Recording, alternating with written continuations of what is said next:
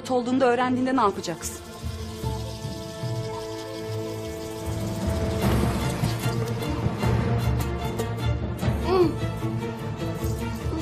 Selcan iyi misin? Selcan. Selcan.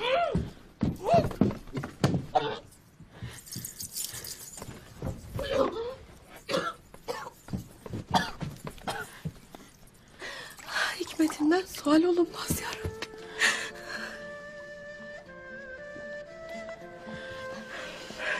Ne oldu Selcan, neyin var? Galiba yüklüyüm Halime. Yüklü müsün?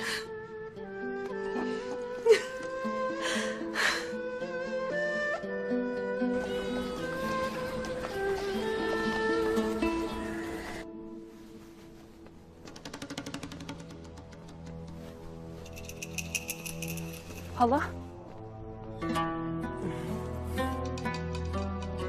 Ana. İyiyim ben. Yalnız da olmak istedim.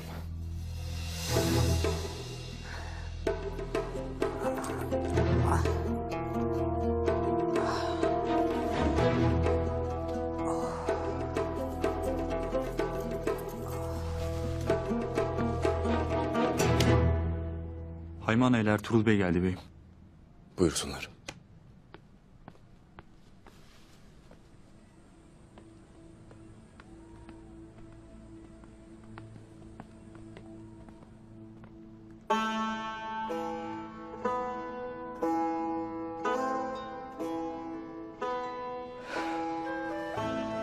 Sana bakınca abimin gözlerini gördüm.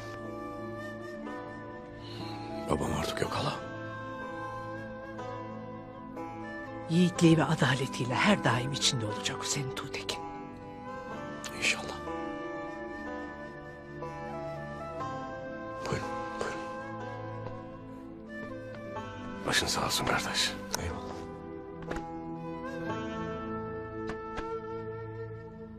Buyurun, buyurun, buyurun.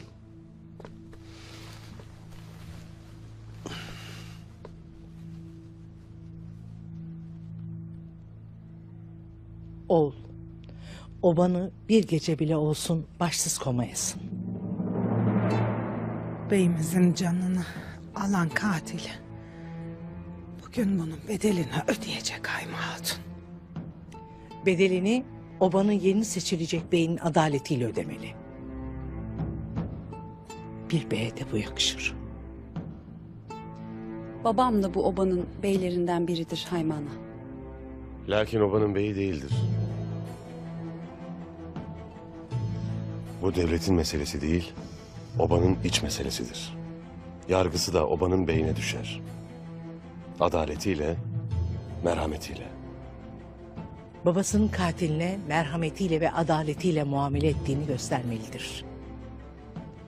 Hayma Hatun. Yanlış düşünürsün. Ana. Hayma ana da Ertuğrul abim de haklı. Ahali adaleti benden bekler. Öfkeme ve acıma yenilip obamı unuttum. Obayı bir gece bile başıboş koymak ne töremize ne de babamın otağına yakışır. Eyvallah, sağ olasınız.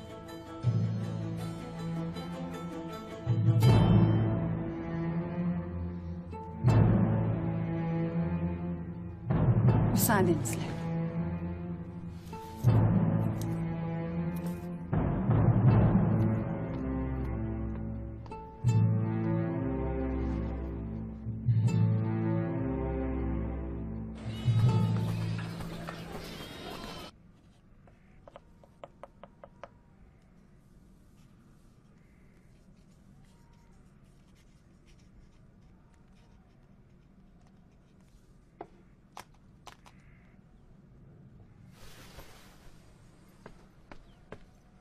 Hayırdır kızım?